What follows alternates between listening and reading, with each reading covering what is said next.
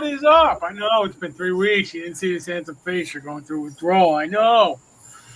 No, right? Well, I got my drinking shirt on today. Showed up with Yay! inventory. I've not had any drinks today. At least not yet, anyway.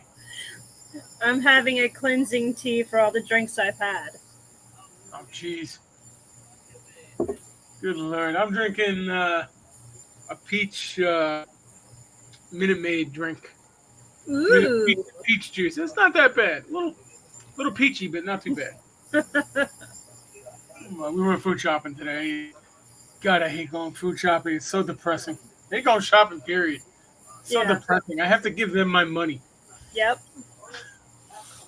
But, all right. So those of you that haven't been paying attention, I know it's been kind of weird.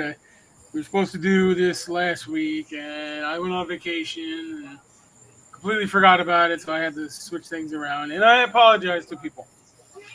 But tonight we're going to be talking about stigmata, the wounds of Christ, as they're called. Basically, what it in Christianity, they're basically the appearance of bodily wounds, scars, and pain in locations corresponding to the crucifixion wounds of Jesus Christ, such as the hands, wrists, and feet. Stigmata are exclusively associated with Roman Catholicism. Many reported are members of Catholic religious orders. So I'm also going to say some people have also had the crown on the forehead, as well as whip marks on the side of the body. So, not like getting smacked in the face by your own microphone. That was me. I did it. I knew it. I must punish you. I'm sending all the heat your way. Yeah. No. But so we'll start with what you found, because I found some stuff, but I didn't have time to read most of it. So if you see me flipping through pages, flipping through pages, that's why I didn't get a chance to read up on a lot of it. So I do know some, but Well, the one that I found and sent you was the Rhode Island case, which was, I guess, one of the only cases in America. Okay. Marie Rose Farron. She was actually a Canadian born in May of 1902. And then she died really, she was young, May 11th, 1936 in Woonsocket, Rhode Island. She was American Roman Catholic. Mm-hmm. And she is the only known case, supposedly, that I can find of the stigmata. Yeah, there's supposed to be like 400 in the world. Yeah. Like 400 some cases, maybe a little less, maybe a little more. I'm not sure of this. But from what I heard, that this is very painful. And that they do actively bleed. And we have a picture here of how bloody, I guess you could say, it gets.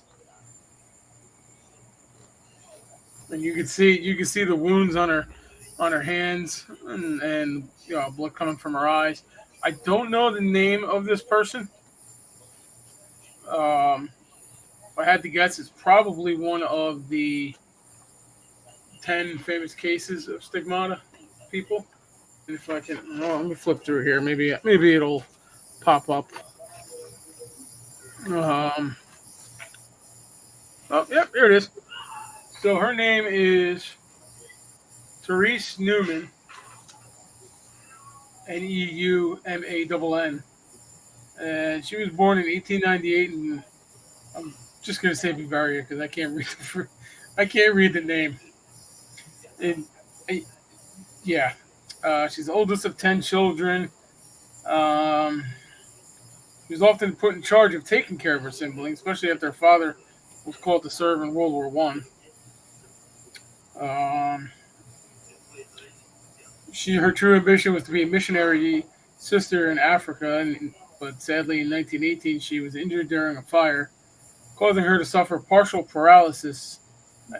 of the spine and later blindness. Jeez, Oh my that goodness. sucks. Man, talk about hardship, huh? Oh. But she was left bedridden, unable to work, which is paralysis. May 17th, 1925, she heard the voice of a newly canonized Saint Therese of, I'm going to butcher this name, so I'm just going to spell it Lisieux. Mhm. Okay. She was asked if she wanted to be better. Therese said, of course, and answered yes. The saint told her she can now stand and see, but she still suffers. And suffer she did because these Therese was about to get the shock of her life and receive the stigmata. Okay. Um, uh, First day of Lent, 1926. She was ill with the flu as if she didn't have anything else. She lived a hard life, it sounds like. Oh my goodness, yes. She was alone in her room and experienced a divine ecstasy. I'm assuming that's not what it means today.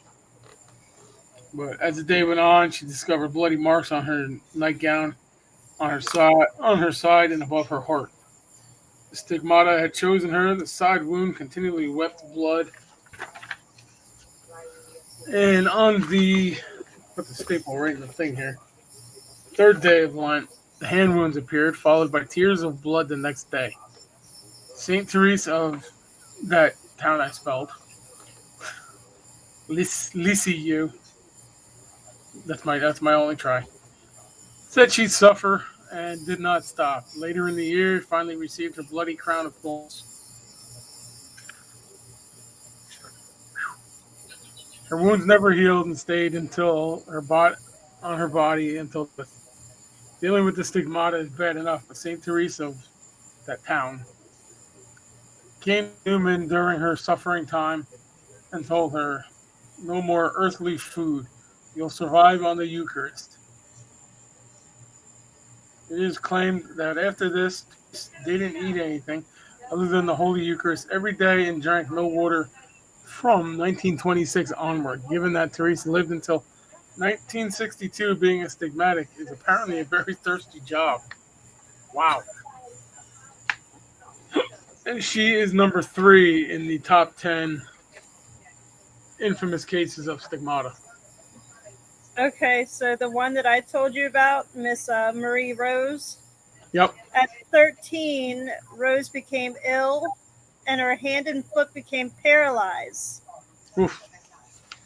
So the Holy Spirit pulled through again for Marie as she took holy water one morning after Mass, and her hand instantly worked perfectly. Sadly, the holy water only helped her hand, and she had to remain on crutches for nearly 12 years. Wow. At 24 is when she started feeling the pain of the stigmata, which was the lashings on her back. The crucifixion marks started in 1927, and the weeping marks on her hands and feet. The crown of thorns started in 1928. And 1929 was when she started crying the tears of blood. Interesting. And her 34th birthday is when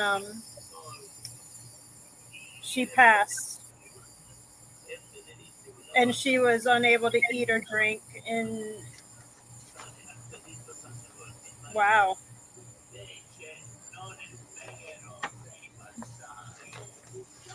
Yeah, it's rough. I mean,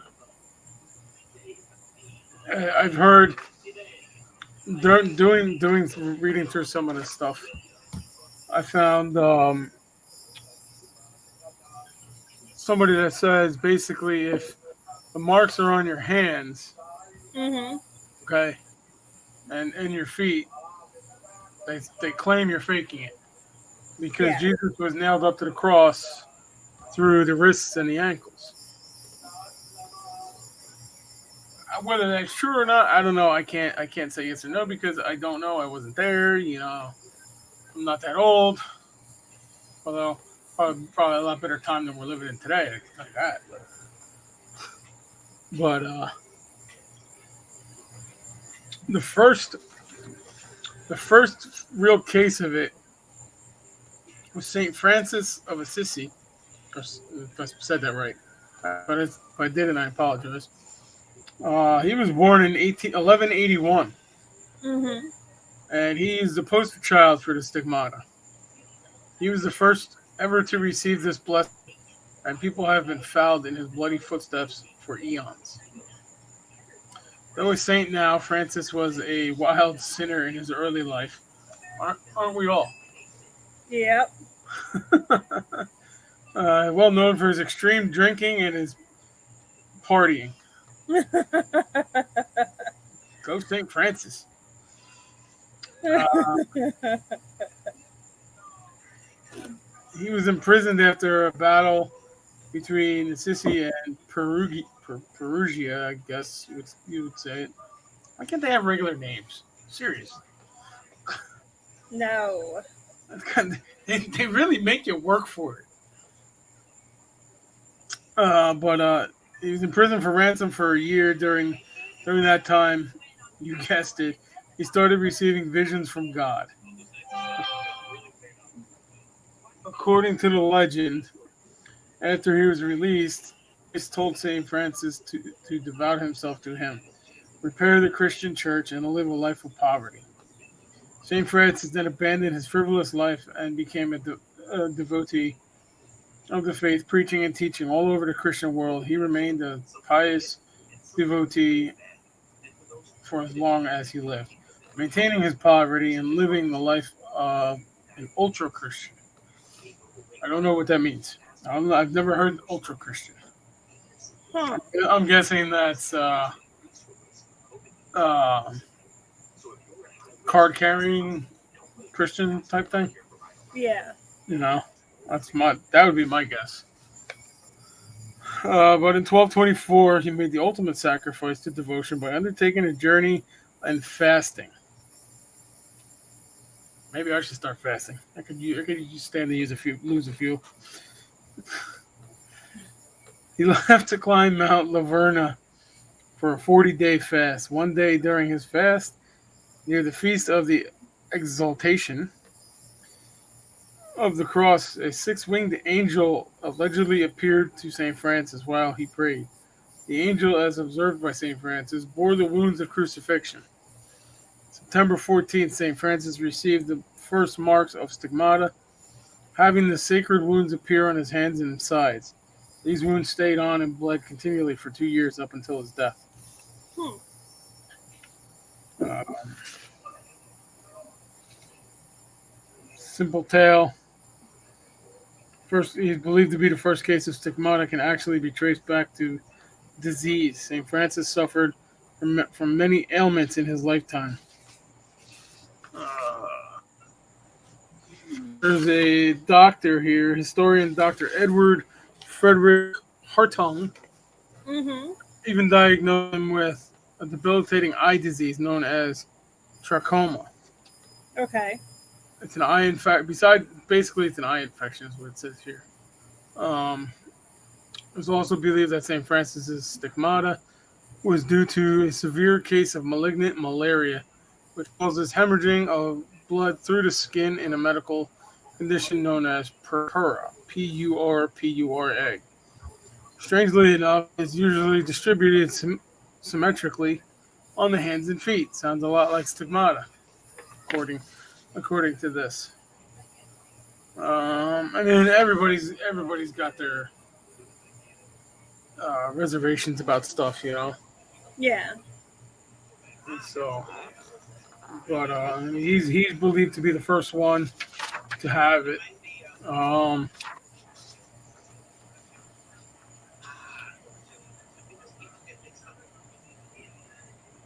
yeah, I don't know.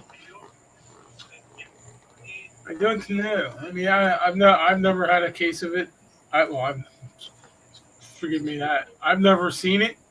I've never heard of anybody in the U.S. with it. I think you found one case in the U.S. Yeah. I What was mean, it? That was that lady, right? Saint Teresa or Yep. whatever. Yep. Yeah. Or sorry, Marie Rose Farron. Yep. I mean, most of these top 10, I mean, are European. Most of them, a lot of them are in the early days. Before like the 19th, 20th century. Most famously, though, is Padre Pio. He was born May 25th, 1887, and I can't pronounce this town in Italy, but we'll just say Italy. Okay. I'll spell it Pietrelcina.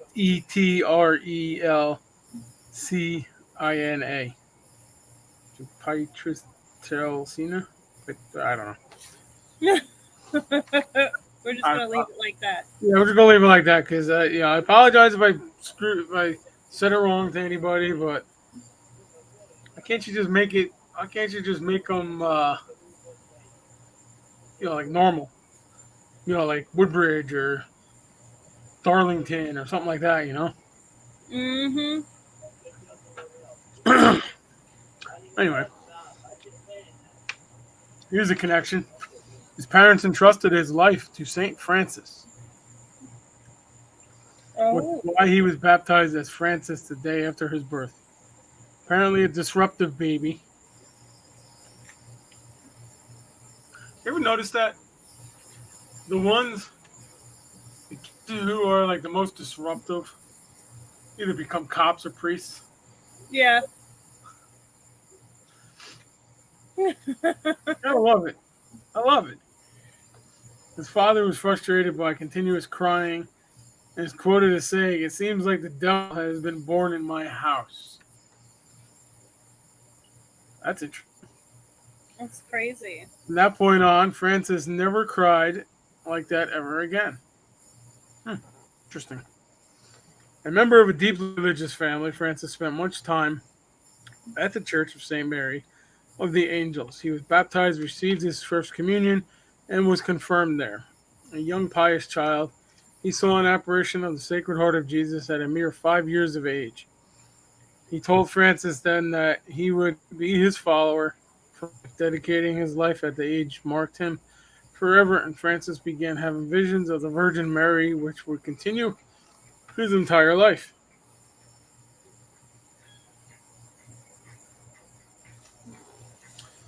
Which is kind of cool. And here's a picture. Here's a couple of pictures of Padre Pio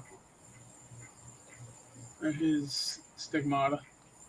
Wow. What the? It's interesting, isn't it? Oh my God. Yeah. I can't imagine. I can't imagine going through that kind of pain every day.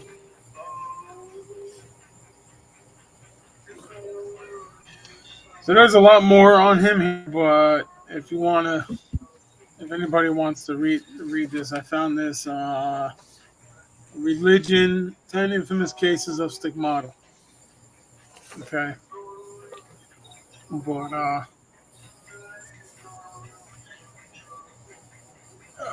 he was 16. He entered the no, I don't know, the Capuchin of the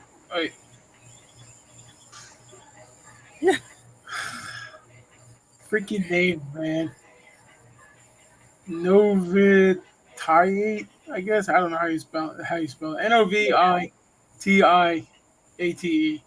of the Capuchin friars, and he took the Franciscan habit and the name Brother Pio.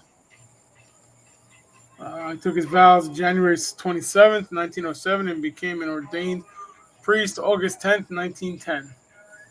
September of the same year, he was sent to the friary of San Giovanni Pondo, where he remained until his death in 1968. Oh, he lived a pretty long life, pretty good life. That's awesome. 1887 to 1968. It's amazing back then they could live so long without half the crap that we got today. Yep. Makes you wonder. Oh. Oh, So I know. I was actually told that if you have the stigmata, that Christ is calling you to service. Um, I'm not sure if that's completely right or totally wrong, but I've heard that's what I've heard. Well, like I said, there's only like 400 cases of it in the world, so I guess it's very rare. Hmm. But if anybody has any questions, feel free to ask them. See if there's any no, nobody in there. Feel free to ask them because I mean, or if anybody has any input, feel free. Feel free to input it. Input your input. Now, I know. would the stigmata have anything to do with, the saints that don't decompose? Like the ones that have been entombed and stuff like that for hundreds and hundreds of years? Like, do you think that has any, even though it might have not, they might have not have had that it has something to do with the powers of what was given? Like, I'm not I mean, actually is it sure. a power? I have no clue. I'm not actually sure. I mean,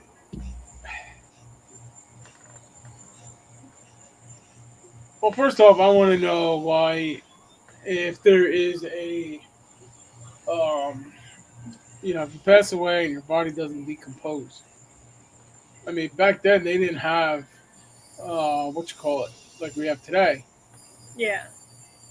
You know, so what did they give? What did they put into the body that um, wouldn't decompose? Telling me my video is starting soon. Mm. Only 20 minutes late. What did they put in the body that it didn't decompose? I mean, everybody knows that you're basically decomposed. You decompose from the inside out. Yeah. So you got to take the organs out and stuff like that. You know. So did they have formaldehyde back then? I don't know. I don't know. It'd be interesting to find out if anybody knows. Um,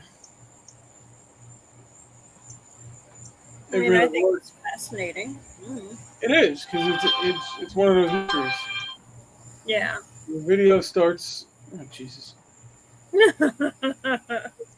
gotta love Facebook. So far behind the freaking times here. We're gonna get off topic here for a second because oh, it's just updating. It's just updating. Gotta love it. I mean, I totally think that um they had to have something. Yeah. You know, I mean, a mummified body. You hear all the time like they'll move a grave from the 1800s or whatever, or earlier than that, and they'll find a mummified body in it. I mean, do I think that spiritually it could happen? Sure, why not?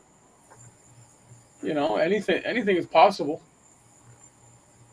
You know, Yep. so What are they called? Incorrupt yeah, bodies. I can't say yes and I can't say no, so it goes into maybe category. Yeah. It's like I was talking to somebody yesterday. I did go to the Power Unity Expo. Came home with a Ouija board. Sandy Sandy was not happy, but I'm actually gonna use it. I'm gonna try and find a spirit in a house with it. But anyway, back to the story. I was talking to a ufologist yesterday, and where I live in Highbridge here in Hunterdon County, we've had at least one documented case of aliens landing. Okay, Okay. this was like back in the 50s or whatever, and there's actually a book of it. The hybrid. I think it's called Highbridge something or other. I don't know. There's actually a book about it by Howard Menger. Okay, I haven't read it yet. And I told him, I said, look, I can't say that I believe, and I can't say that I don't believe, because I never had an experience. But he was telling me that there are people walking around as hybrids. Yeah, you could be an alien and not know it. Yeah. you know, it's like they take the human body form, but they have all like the facial features of an alien.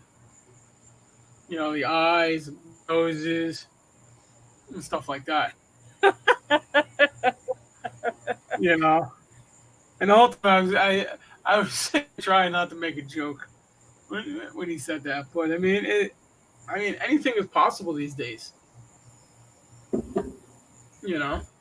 Uh-huh. No, seriously, yeah. No. I mean, we've talked about that before. hmm I mean, I don't know, like a year or two ago, supposedly there was another sighting of an alien spaceship in Highbridge. Nobody ever documented it though. That's crazy. Come on, people. Stuff like that you don't see every day. You gotta document it. Pictures, video, something. It's like Bigfoot. I'm just kidding. Poor Bigfoot.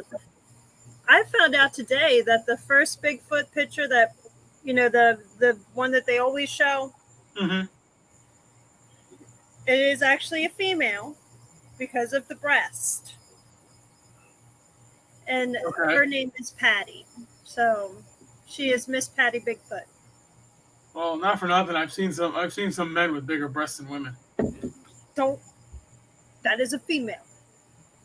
Don't take away from her breastness. When they have hair on their face, they're not a female. Well, maybe they are, but I don't know. I don't know. Okay. If I offend anybody, I apologize. The only feelings that you're hurting is Miss Patty Bigfoot. Well, you know what? She can come to my house and tell me myself. But just be warned that she will be getting photographed. All right, we got to get back to subject because we're going to get Yeah. ourselves in trouble. Like it ever stopped us before.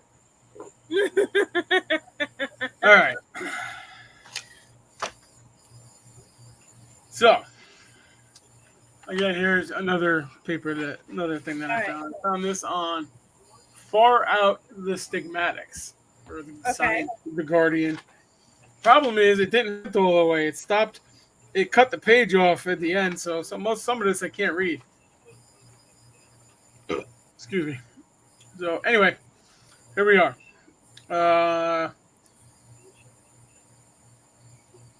Again, St. Francis of Assisi, whose wounds appeared during an angelic vision in 1224, was the first recorded stigmatic.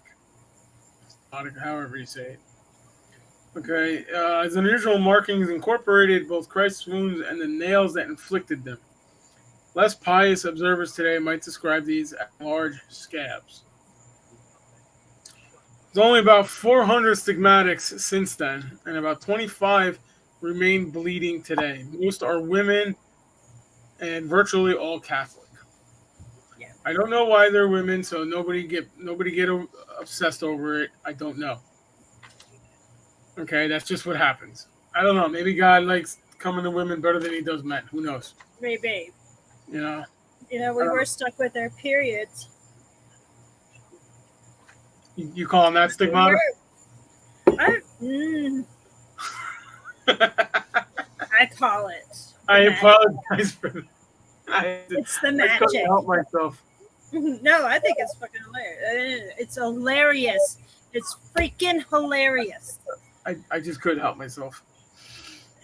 Anyway, wounds most commonly appear on the hands and the feet, but also the sides of the body, where Jesus was speared while on the cross, and on the forehead representing the crown of thorns. Most bleed a little, though some squeeze out up to a pint at a time. That is a lot. Oh, ladies, I feel so sorry for y'all. They're bleeding out of all these holes.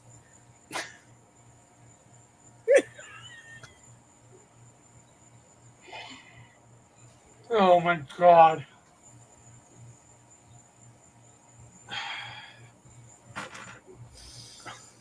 I'm about to cry.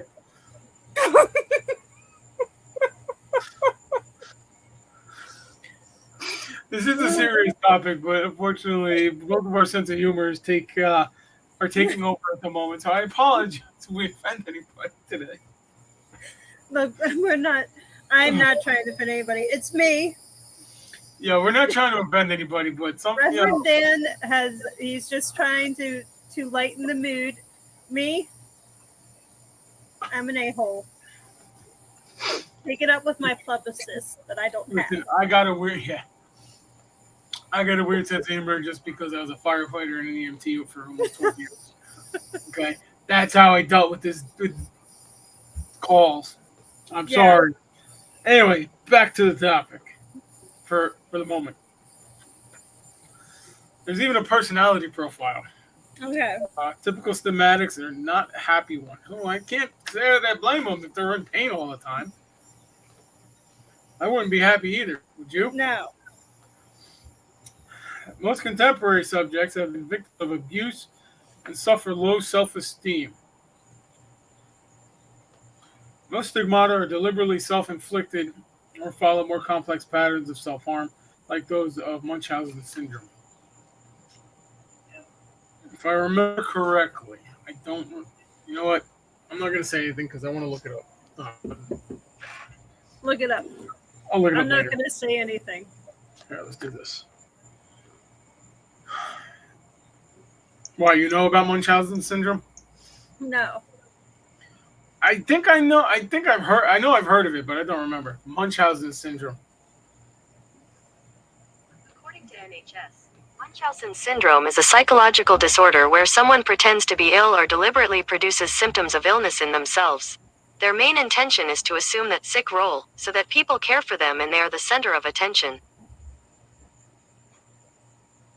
Okay. Don't some mothers do that to their children? Some do. That's what I was thinking it was. That's what I was thinking it was, but I didn't want to make myself look like an ass. An even bigger one. Some women do that, or some. I'm not going to say some women. Some parents do that because I'm sure there are men that do that too. But man, we just keep kicking ourselves in the ass today.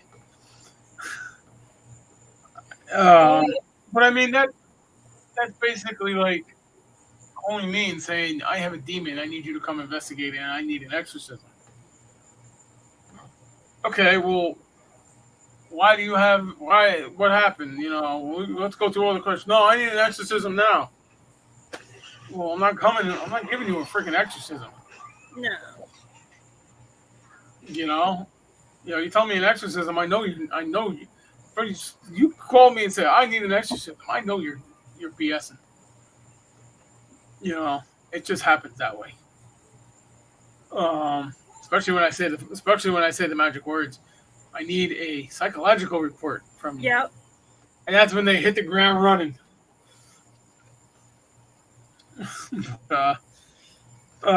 Common criticism of stigmata sufferers is their wounds correspond more closely to religious art than they do genuine Roman crucifixion techniques. Christ would have been pierced through the wrists and the ankles, like I said before, rather than his hands and feet. Some new wave stigmatics like Emiliano Aiden, a 29-year-old from Argentina, countered this by displaying more accurately placed wounds. Huh. Okay, so I don't have my knife here, but we'll use a fork. It doesn't take much if you know what you're doing to stab yourself in the wrist. Okay, you as long as you know where your arteries are and the bone is, stuff like that, it doesn't take much. Oh wait, I do have a knife here. Go figure. But so I mean, like it said, most are fakes. I'm sure of. I mean, it's gonna hurt. Anybody would put them through that, put themselves through that. I don't know. I just don't No, know. I can't. You know. Um. However, medical conditions that could account for some instances of stigmata: hemathyroidrosis.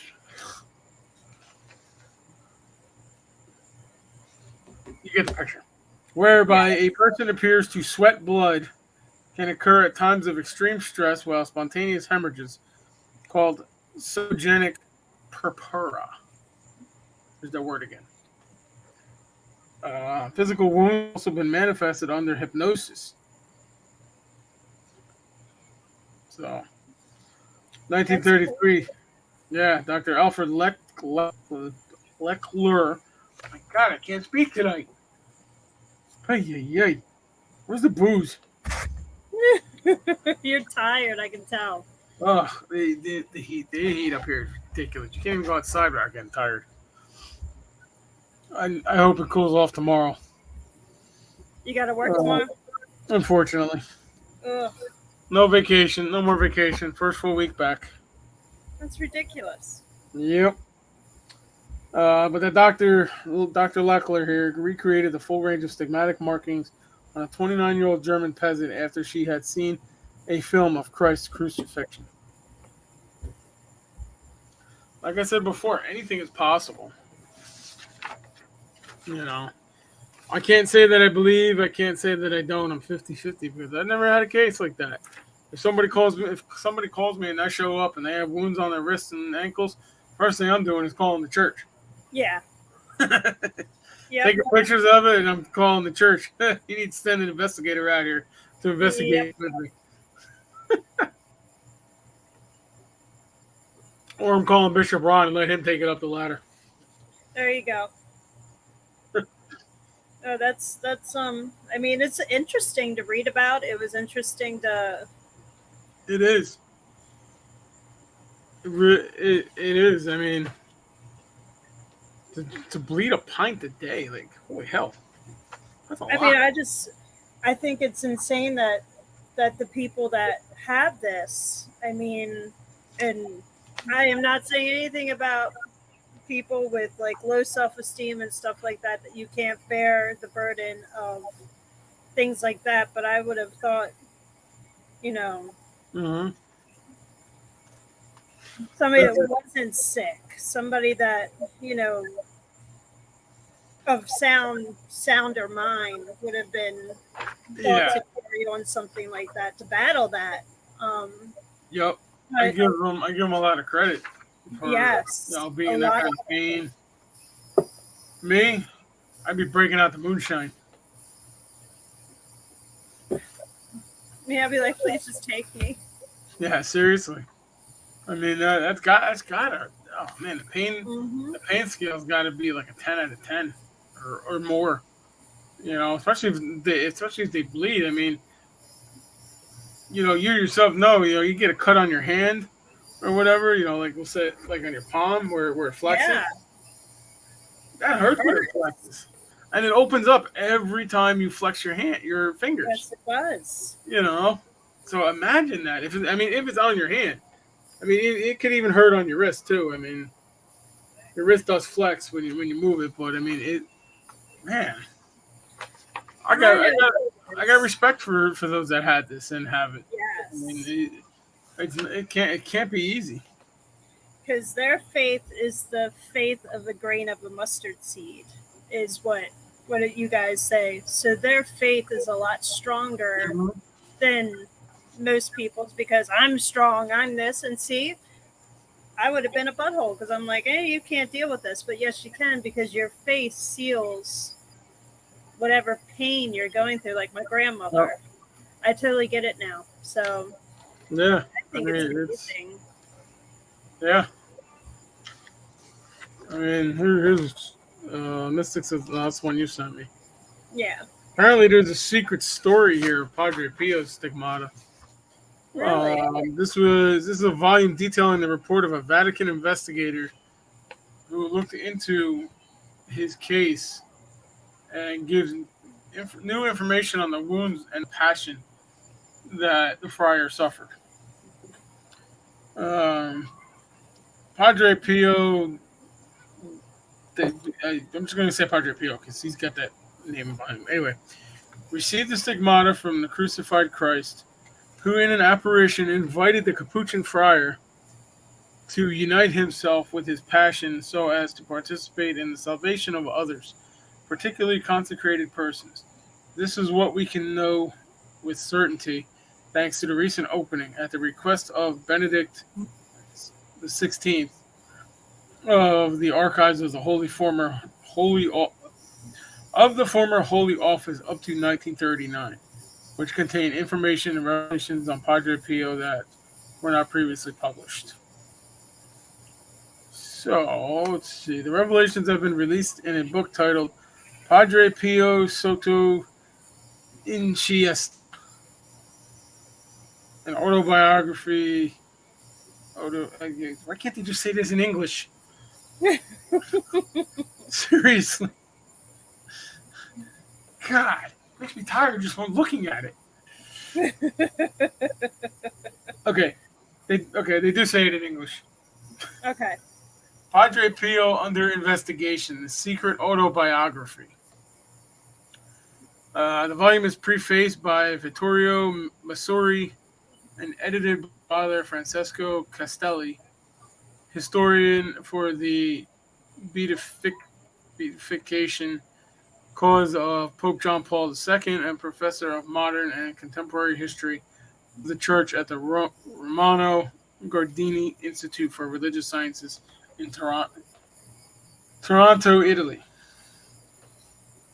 Till the publication of his book, many assume that Padre Pio, whether for reasons of modesty or because he thought himself unworthy of the charisms he had received, had never disclosed to anyone what happened on the day he received the stigmata.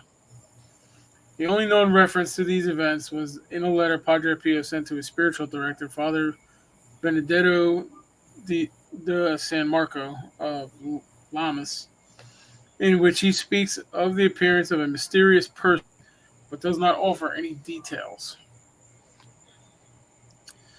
The new book, which contains the first complete version of the report penned by Bishop Raphael Rossi of Volterra, later Cardinal, apostolic visitor sent by the Holy See to secretly investigate Padre Pio. Bless you. What was that?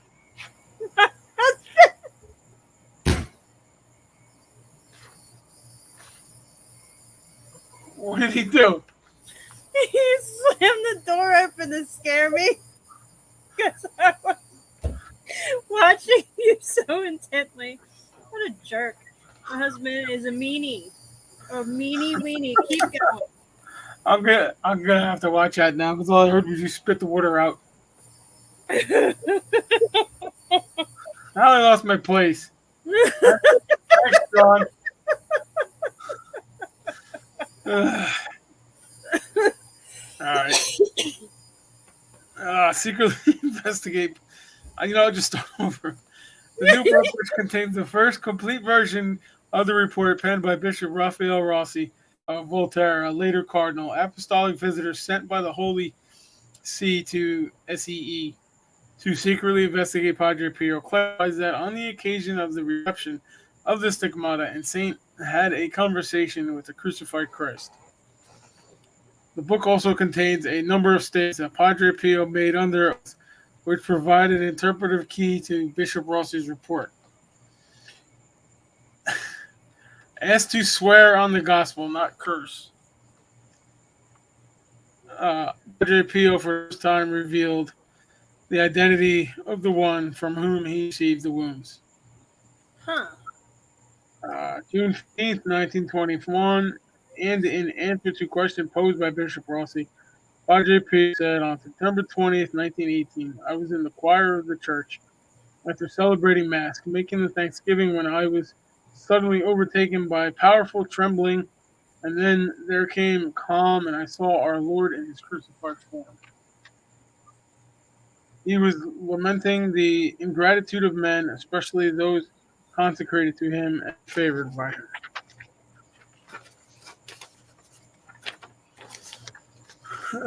Then Padre Pio continued.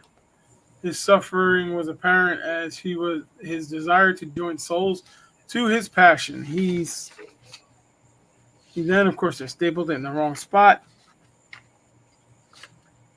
He then invited me to let his pains enter into me and to meditate on them, and at the same time concern myself with the salvation of others. Following this, I felt full of compassion for the Lord's pains, and I asked him what I could do.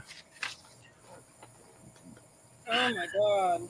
Yeah, I mean it goes on for a little bit. Uh-uh. Um, I feel like I got a nose, like a bug in my nose, so. it's okay. Just stick your finger out there and go to town. Alright. So he says, I heard this voice, I will unite you with my passion. And after this, the vision disappeared. I came back to myself, my reason returned, and I saw these signs here from which blood flowed. Before this, I did not have these. Padre Pio then said that the stigmata were not the result of a personal quest of his own, but came from an invitation to the Lord who, lamenting the ingratitude of men, and consecrated persons in particular, conferred on Padre Pio a mission as the culmination of an interior mystical journey of preparation. Sir Stinks a Lot is in here. Yay! What? You got a rock? Good job. Close the door. You forgot to close the door. Yours, son. All yours. Nuh-uh, he's all yours. Uh-uh. My son learned. I think I told you. My son learned how to fart on command. Yep. All right, where was I? Is that a stigmata?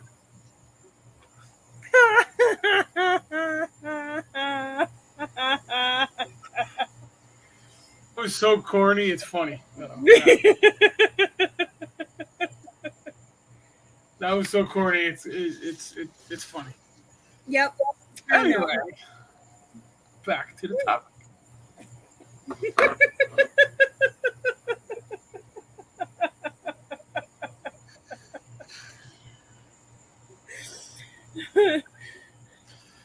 Imagine if I actually had alcohol today. It'd be a lot more funnier. We should do a show drunk and see what happens. We really. Oh no. Oh man, I'm out of juice. We would probably be banned. Yeah, probably. No more. Probably. All right. So, Father Castelli, the book's editor, noted that the theme of the ingratitude of men, and especially those favored by God, is not something new in the Capuchin Friars' private revelations. Was that a cat? Uh-uh. Oh, never mind. I was on TV.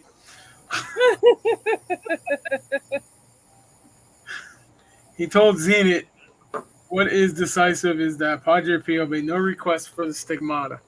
This helps us to understand the freedom and the humility of the Capuchin, who is clearly completely uninterested in making a show of the wound. Because he actually wore gloves, fingerless gloves. Oh. So most of the time you never really saw it. Padre Pio's humility also manifests itself in his reaction to seeing the signs of the passion traced in his flesh once he had come back to himself.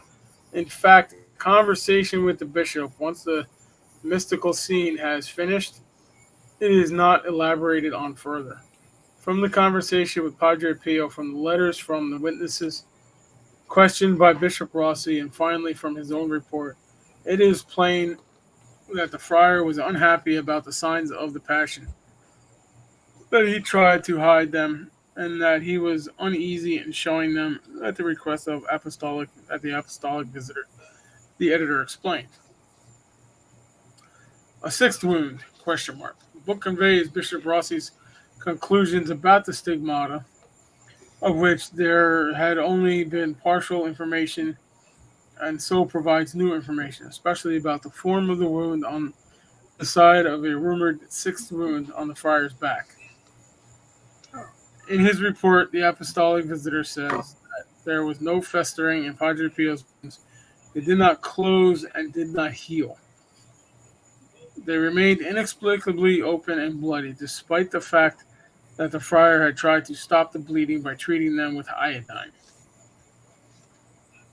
Bishop Rossi's description of the wound is in the side. Father Castelli told Zenit is decisively different from those before and after him. He did not see an upside down or slanted cross, but as having a triangular form, and so therefore with definite edges. Huh. Now, this is those tuning in now or later or whatever. I'm reading a report from the Vatican investigator into Padre Pio. Okay.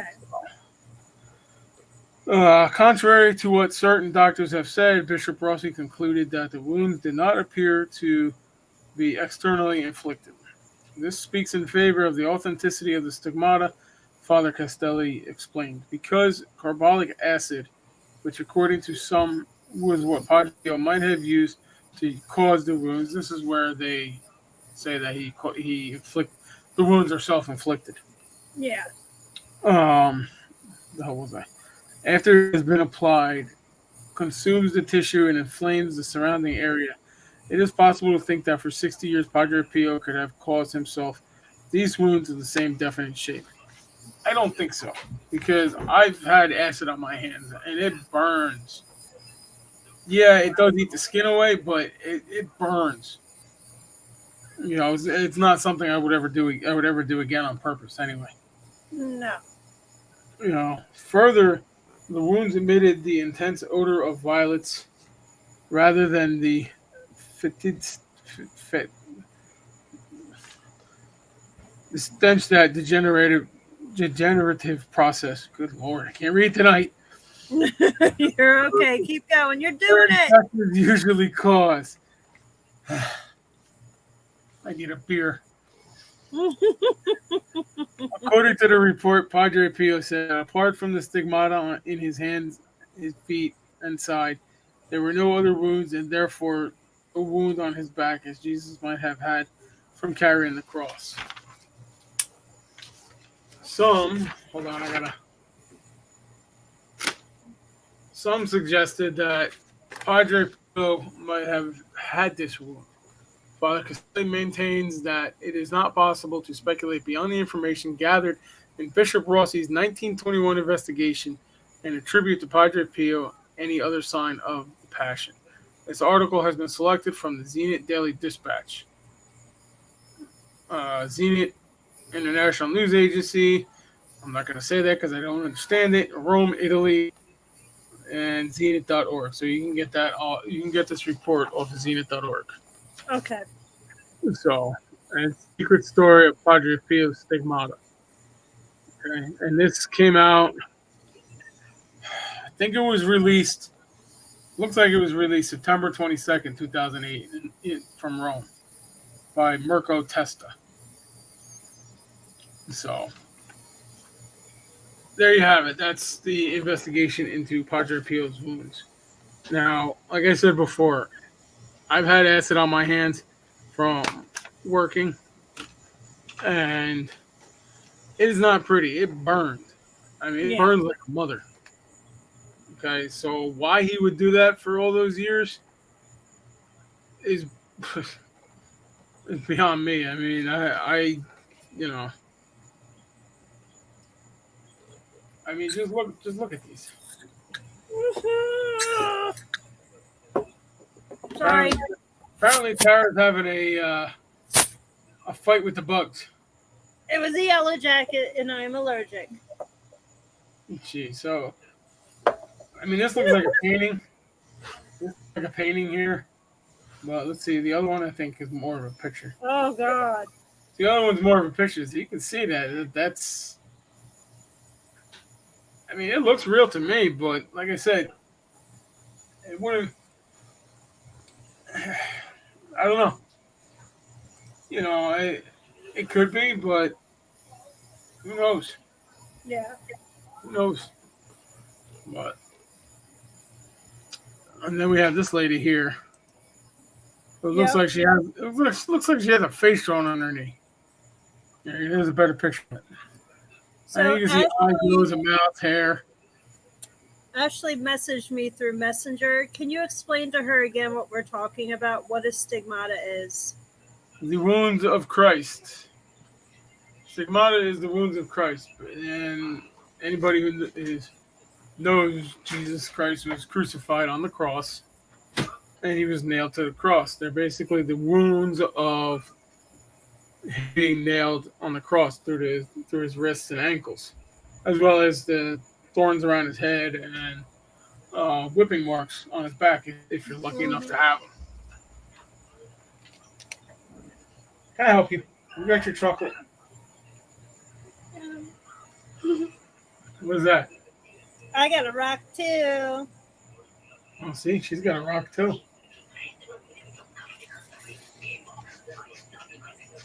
You poop. You stink. I think he pooped. Oh no. He's beckoning you. Come on, Daddy. Either that or he farted on me. Hold on, let me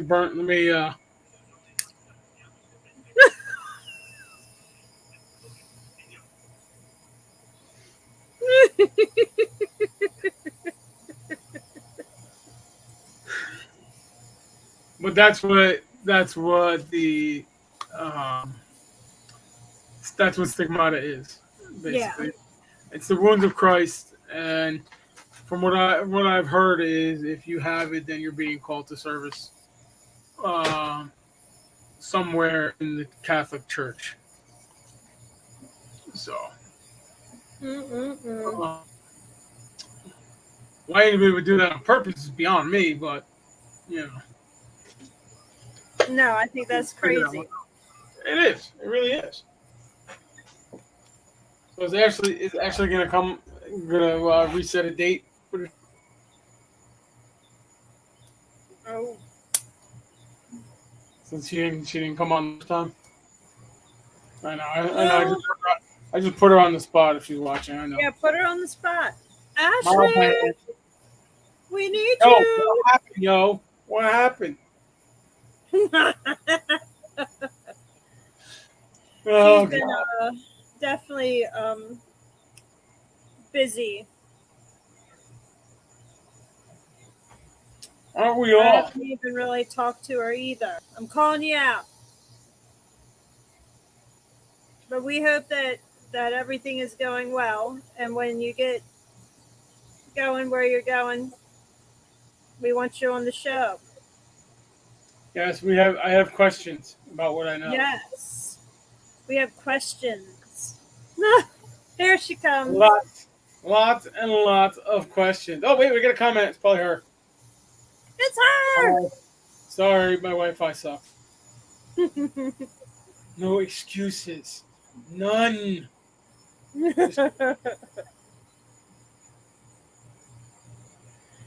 So what are we? Well, let's give it another 30 seconds, and we'll just kind of make stupid faces at everybody. All right.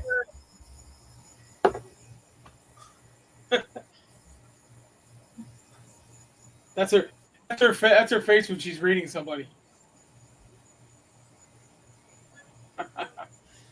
Oh boy. Oh man. Oh, God, the shit we do. I know, right? But anyway, that is our talk tonight on Stigmata. This was requested by somebody a couple weeks ago. I apologize it took us so long to talk about it, but here it is. We did it. Yay. It's going in and out. Yeah. It's all right. It's been happening. I don't know why. I think it might be the browser I'm using. I might have to go back to Firefox. I don't know. Because ever since I'm using Google Chrome right now, so. But anyway, that's our talk for the night. On Stigmata. This was requested by somebody a couple weeks ago. I apologize it took us so long to talk about it, but here it is. We did it. Yay. It's been happening. It's been happening. I don't know why. I think it might be the browser I'm using. I might have to go back to Firefox. I don't know. But anyway, that's our talk for the night.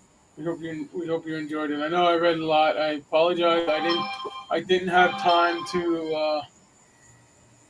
I didn't have much time to actually study this and talk about it from memory, but I think you everything. did an amazing job.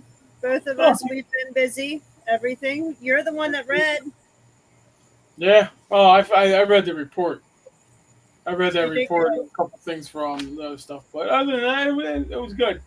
So on that note, we're gonna say goodbye to everybody. Bye. Bye. Bye. Bye, guys. See you Bye. next Bye. time. We'll see you next week, and we'll let you know what we're gonna talk about, who we're gonna talk with, and all that. So stay tuned to Facebook, YouTube, and whatever else I have it on. So later, people. Later.